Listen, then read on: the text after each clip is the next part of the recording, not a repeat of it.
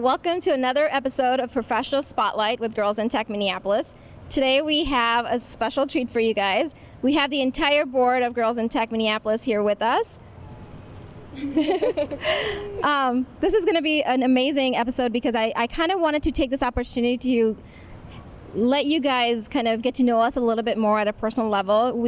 Of course, we team up and do this together, but outside of camera, we're all friends and hang out together as well. So this is an opportunity just to see, who we are, what we do, and just get to know us a little bit better. So it's going to be pretty loose format, yeah, we'll just kind of go with that. So first off, I'm going to kick off with a question which applies to all of us. So I'll just kind of pass the microphone around and we'll all answer the question. So the first one is, what's your name? What's your role on Girls in Tech board, and what do you do on your role as your role on Girls in Tech? And I'm going to start on that end. Here we go. Thanks, Shivi. I'm the Director of PR and Social Media on the board, and my responsibility is pretty much to spread awareness of all the great things that we're doing here in Girls in Tech Minneapolis, not just the Minneapolis community, but all of the world. So so my responsibility is to manage the Facebook, Twitter, and LinkedIn handles, and make sure that everybody gets a sneak peek of all the great things we're doing. And your name is? Pallavi Sharma. I'm Courtney Rasmussen, and I'm the web director here at Girls in Tech, and my responsibilities include updating the website when needed. We're actually going through a redesign, so stay tuned for that in the near future. And I also help plan events, and I'm in charge of the meetup group as well, so join on there. Yeah, that's what I do. Hi, my name is Megan Herman. I am the director of events. I work with all these lovely ladies to plan, promote, work with everyone in the community to really get our name out there and connect women in technology. I'm Cassie Langford. I am Director of Mentorship with Girls in Tech. My role on the board is to help facilitate relationships and events surrounding the empowerment and education of women in tech of all ages. So if that is one-on-one mentorship between a high school student and one of our peers, or if it is a flash mentorship event where we as peers help teach each other about opportunities in the business, that's me. That's my spot here. And I am Stacia Zumbo. I am the Director of Community Engagement and Sponsorship, and I am responsible for creating relationships and partnerships with companies here in Minnesota. And I'm Shivi Powers, and I'm the Managing Director of Girls in Tech. And even though we kind of just went around and told you about our roles, you should know that we all kind of wear different hats and just pitch in and do whatever we need to do to, if it is create a successful event or a campaign or whatever it is that we're working on. So it is pretty loose. We're a pretty tight-knit group here. So with that, I'm going to start off and just ask some questions to just randomly pick a few people, and we'll see where that goes. So with that, my question is going to be, what do you do in your professional life? And I'm going to start out with Courtney on that. Thank you, Shivi. I am a front-end web developer at a company downtown Minneapolis called Azul 7, and I manage the client side of our, or the front-end side of our client projects.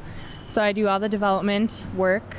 I also help out the designers and the UX team with our projects. I think there's a fly in my hair. So yeah, that's what I do in my professional life. Oh, my turn.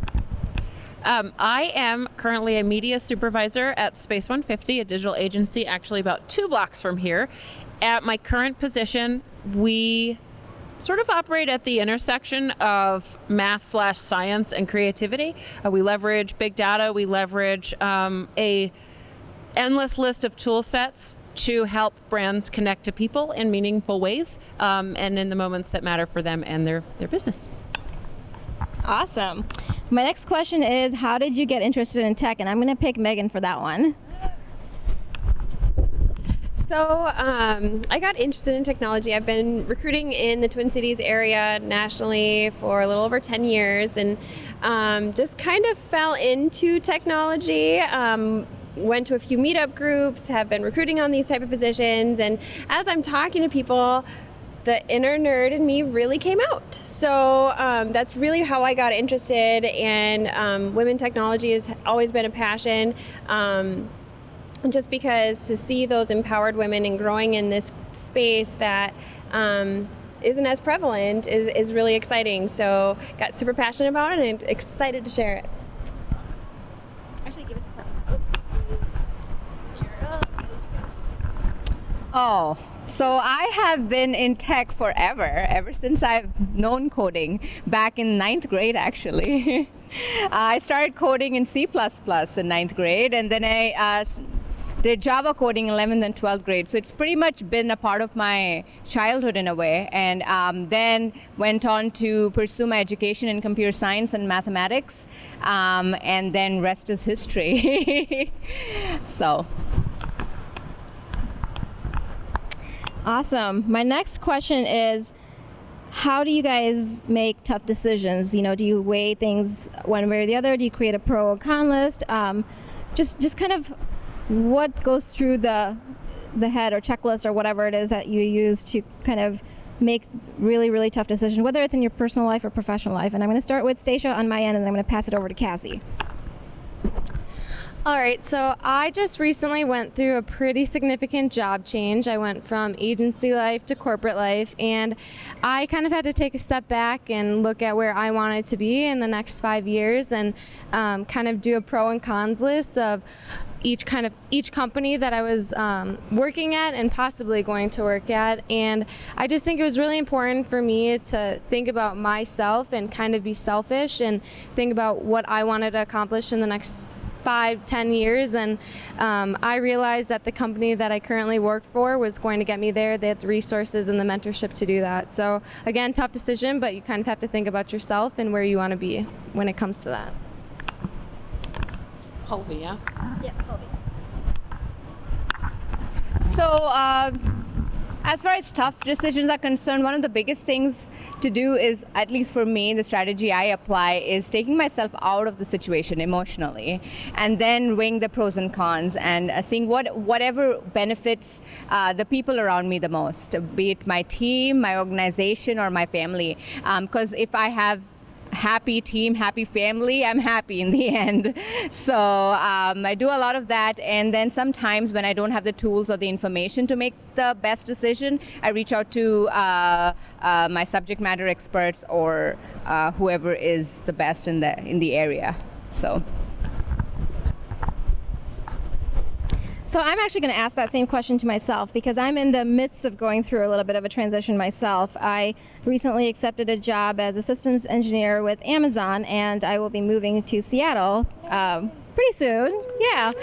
So that was a big move for us. You know, we're kind of in the midst of selling our house, moving my family. I have kids. I have, my husband, and just starting a new job in a new city. So that's a lot to take on. And I know there's people out there that make tougher decisions, but for me personally, it was really kind of thinking of it as an adventure.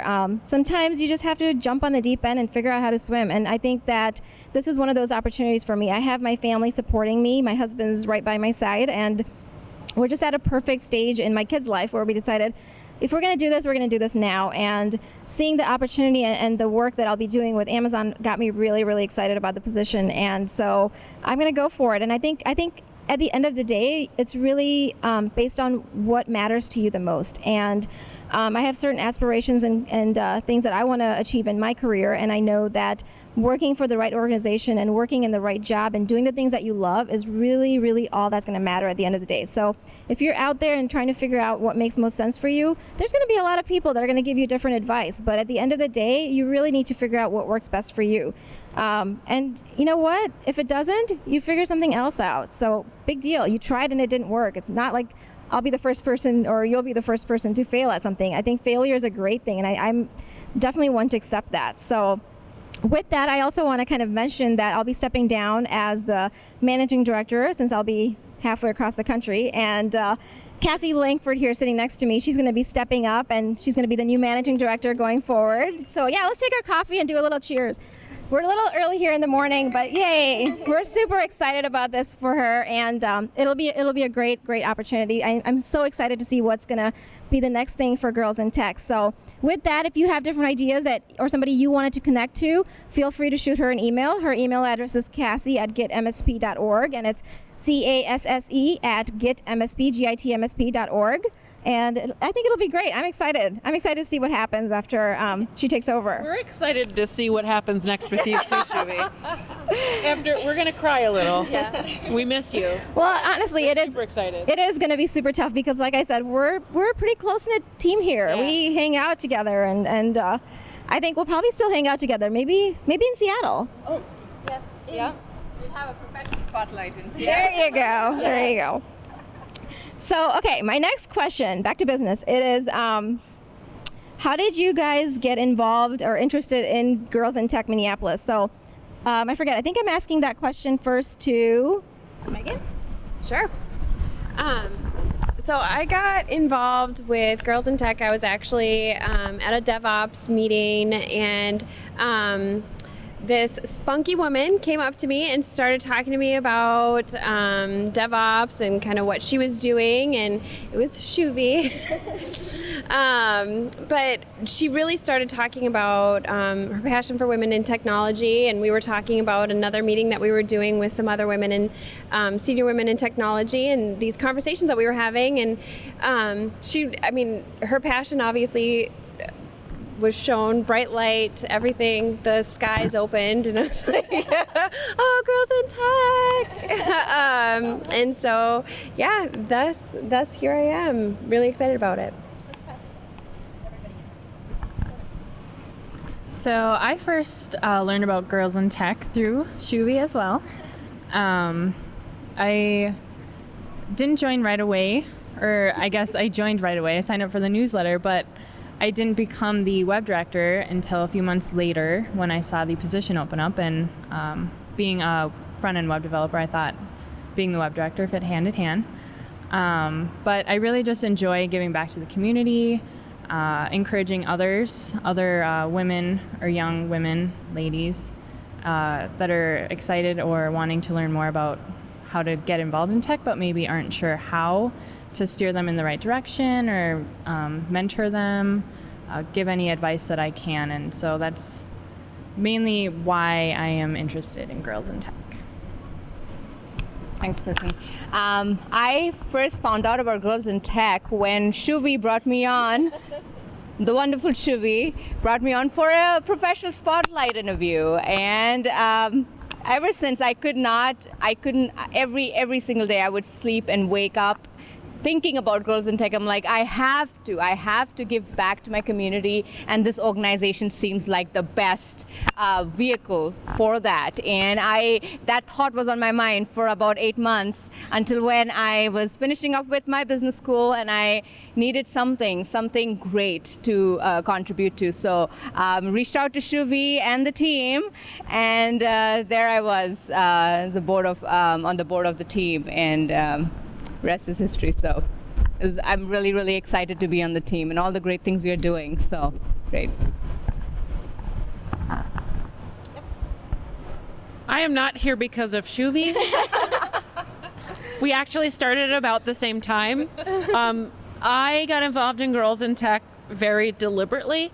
My husband took a job in the Twin Cities metro area about a year and a half ago, and at that point I had some not tough decisions because we knew we were moving, so that was already done, but some important decisions to make for my own life. And for me, getting involved with Girls in Tech was a no-brainer as far as wanting to give back. I grew up privileged with technology in the 80s and 90s in a way that I've learned in my adult life was anomalous at the time. Like, it was strange. Oh, you didn't have a computer when you were 5. I totally did. But I also understand that in 2015, that shouldn't be an anomaly. So being here and particularly being involved in mentorship is something that was very important to me. So when I found Girls in Tech, it just made sense. There was a board spot open. Mentorship was a fit as for what I wanted to give my time to. And everyone is awesome, so that makes it even better. But yeah, so I'm here super on purpose. And super started with Shuvi, and I'm super happy to have known her and all of you. So, super. Thank you. And similar to everyone, for me, it was a Google search, newsletter, interview. Saw the position open, and I just knew that it was a great way to be involved in the community and something that I was passionate about, but something that I wasn't doing every day in my professional life. And again, like everyone's stated, we're all really good friends, and it's been a really great group to be a part of. So. I, for one, am super glad that they're all here because I honestly have made such amazing friends, and I know that even when I'm not here, they will still be my friends, and we will still keep in touch, and that will never stop. I mean, that'll go on for life, I think. So with that, my next question is, how do you define success? And I'm going to start out with Pulvi, and then I think, was it Cassie that will take over? And yeah. Thanks, Shivi. For me, the definition of success is being happy. At any point of time, I always try to listen to myself and ask myself if I am happy at any given day. If I'm excited about waking up in the morning and doing what I do for a living. If that's not happening, then I know that I have certain things to change. So being happy and personal satisfaction is one of my biggest definition of success. I think to build on that, my definition of success is being okay with the choices that you make. Because happiness is important, but that's not to say that happiness doesn't come with bad days and good days. But at the end of the day, regardless of how big or small your family is, it's you and your thoughts. So if at the end of the day you feel like you gave everything that you wanted and you're working towards the things that you want for you or for whatever makes sense and is important in your life, then that's success. I like it. So my last question is going to go to everybody, and I just want to get your thoughts on if you have any advice for our members or our audience that might be watching this. So should we start on this end? All right, Yep. Here we go. Perfect. So my advice is be sure to network and be sure to meet as many people as you can. I mean, we've all heard it. That's like the number one rule, but it really does apply to kind of everyday life, whether it's your professional life or just relationships that you're building. It's very applicable because with Shuvi going to Seattle, that's a place that I would definitely be interested in living and just having that connection there. Maybe one day I'll get to work with her or live close to her again. So, and it's all because of the relationships that I've built. So. Oh, you're not gonna go? No, I'll let you. Advice. It's two-part. Be fearless. Fearless. Talk to me about it if you need. And don't ever feel like you're alone. Sometimes it may feel that way. You may feel like on your team or in any part of your life you're the only one with a certain perspective or a thought, or you may physically feel alone as a woman in a man's world, or however you want to frame that. Stop. We're here to let you know that that's not the case. We are here to empower and amplify and support one another. And perspective is important, and don't ever be afraid of going after whatever it is. And if you don't know where to start, we're here for you. All right. And I am going to piggyback off of both of you. Go for it. So mine is, don't be afraid to ask for help. Ask your peers, your friends, your family, us, the other members, the rest of Minneapolis. We're Midwest nice, right? Don't be afraid to ask for help. It's just one question. I'm going to go ahead and piggyback off of all three of you. Just keep in mind that not everyone knows everything. So just because it might seem like you don't know the answer to a question and you need to ask for help, there are other people in the same boat as you. So just don't be afraid to ask for help. Go to the people you need to ask for help, and reach out to your connections that may be able to help you when you need it.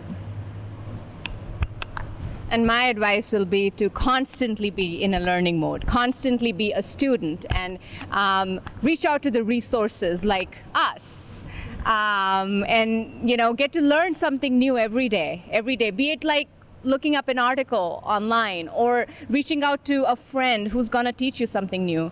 Always being in a learning mode is going to constantly put you on that path of progressing in your career or in life in general. So that's my advice. Okay, I'm going to add a little bit to that, and I have kind of a different spin on it. When people ask or talk, share and be humble. Give back. Trust me, there are enough jobs out there for you, me, and everyone else. So just be out there and be humble, be helpful to other people. I think we're going to all work together, and I think that's the only really way to go about this. So yeah, so there's that. With that, let's see, was there anything else? I think that was it, right? All right, with that, we're going to sign off here. Thank you so much for listening. If you have any feedback, send it our way, info@gitmsp.org, or send it directly to Cassie. Most of our email addresses are on our website. If you haven't signed up for our newsletter, please do so. If you go to our gitmsp.org webpage, if you scroll down to the bottom, all you have to do is provide us your email address. We will not bombard you with emails, I promise you. It'll just be one newsletter a month, just telling you a little bit about the events that we're hosting, as well as we collaborate a lot with different organizations within the Twin Cities. So we'll tell you a little bit about organizations out there that are doing different things, cool things that we think you might be interested in. So it's like a one-stop shop for what's going on in the community, and we hope that you will attend ours as well as any other ones that pertain to your field or your interest level. So with that, if you like this video, give us a thumbs up. Join us, be active on social media. We are. Tell us if you are doing a good job or not, and what you'd like to see more from us. And I think with that, we're going to wrap it up. So thank you so much. And also, I do want to give a shout out to our sponsors, because without them, we couldn't do what we do here. And also to Jennifer, who's recording this video behind the camera here. So we really appreciate that as well. So with that, we'll sign off. Thank you.